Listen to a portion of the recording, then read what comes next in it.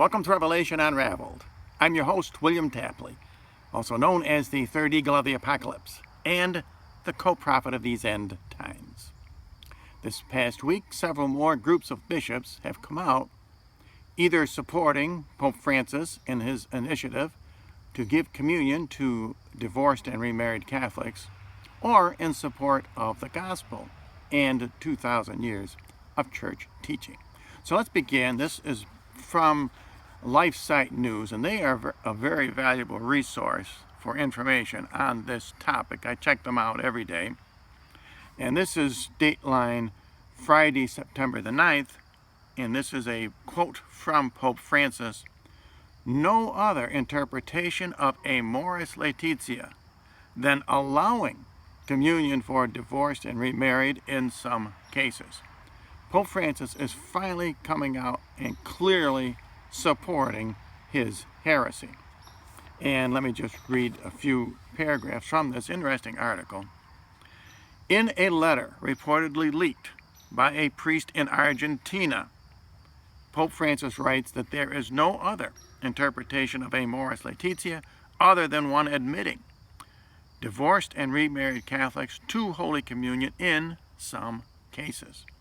The letter, dated September 5th, comes in a response to a confidential document by the bishops of Buenos Aires pastoral region to priests, instructing them on the application of the Pope's controversial apostolic exhortation.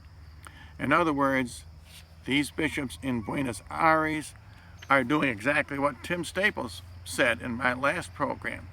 They are going to allow communion for divorced and remarried, and the leaked document is the first time there is explicit confirmation that Pope Francis interprets Amoris Laetitia as allowing communion for divorced and remarried Catholics without the condition that the couple in the irregular situation live as brother and sister without sexual relations, as was always required by the Church. This is a huge sea change, and only the false prophet would come up with this idea. In fact, I've been telling you all along, the entire purpose of those two bishops' synods was to bring about this desecration of the Eucharist so that it would be invalid, just as King Henry VIII did in England 500 years ago. And now I'm going to read paragraph 6 from this document from the bishops in Buenos Aires, and you can see that this is almost exactly the same arguments that Tim Staples used on his Catholic Answers program. In other more complex circumstances, they love complex circumstances, and when it is not possible to obtain a declaration of nullity, in other words, an annulment, the aforementioned option may not in fact be feasible. Nonetheless, it is equally possible to undertake a journey of discernment. This is like the internal forum. Priests can now give annulments, basically. If one arrives at the recognition that in a particular case there are limitations that diminish responsibility and culpability, particularly when a person judges that he would fall into a subsequent fault by damaging the children of the new union, Amoris Laetitia opens up the possibility of access to the sacraments of reconciliation and the Eucharist. And the bishops here note the footnotes 336 and 351, that devilish footnote with the number opposite of Mary's Rosary, 351. These in turn dispose the person to continue maturing and growing with the aid of grace. They are treating the Eucharist as a sacramental rather than a sacrament. Anyone can receive a sacramental, but you must be qualified to receive a sacrament in the Catholic Church. And now, this is Dateline Monday, September 12th. Vatican Radio, and this is also from LifeSite News, Vatican Radio confirms Pope's leaked letter on Amoris Laetitia is authentic. On Friday, LifeSite News published leaked documents showing for the first time the Pope's own opinion on the matter of Holy Communion for divorced and remarried Catholics who do not qualify for annulment. Like Henry VIII, he did not qualify for annulment. If he lived now during the time of Pope Francis, it wouldn't matter. The letter set off an explosion of comments, since many held that the Pope did not agree with the thesis of Cardinal Walter Casper of Germany, which was that in certain cases Holy Communion could be administered for such couples. Many comments suggested that the letter could not be authentic. Turns out it is authentic. Now, however, Vatican Radio has itself reported the letter as authentic, including specifically in its most controversial aspects that of allowing communion to divorced and remarried Catholics in some cases, and that there is no other interpretation other than that. That's the Pope's own words. Says the Vatican Radio report, Pope Francis has written a letter to the bishops of the Buenos Aires region of Argentina, praising them for their document, which spells out ways in which priests should apply the teachings of his apostolic exhortation, Amoris Laetitia. But not everything's bad news. Now we'll hear from the bishops in Alberta, Canada.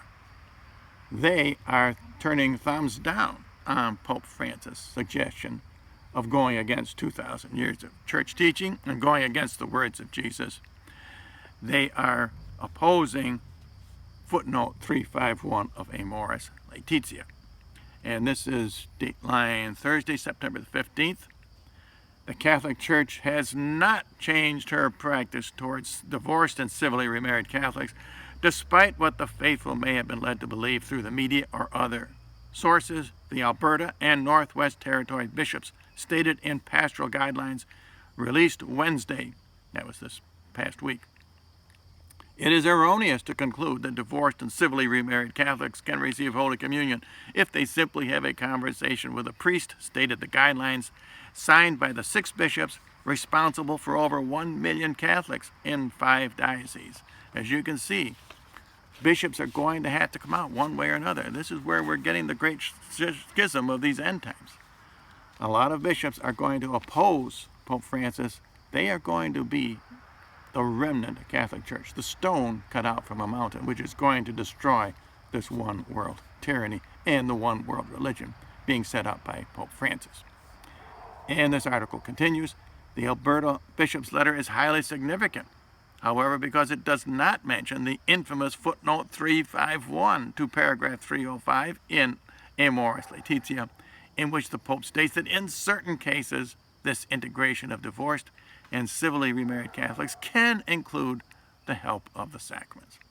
The Alberta bishop's letter also stands in stark contrast to the directives from the bishops of the pastoral region of Buenos Aires in Argentina, called Basic Criteria for the Application of Chapter 8 of Amoris Laetitia.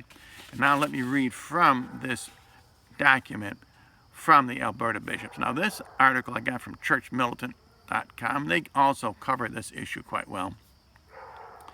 If they are unable to separate for the sake of the care of children, they will need to refrain from sexual intimacy and live in chastity as brother and sister. And then they refer to Familiaris Consortio, paragraph 84. Well, sure, they are referring back to the words of a saint, St. Pope John Paul II.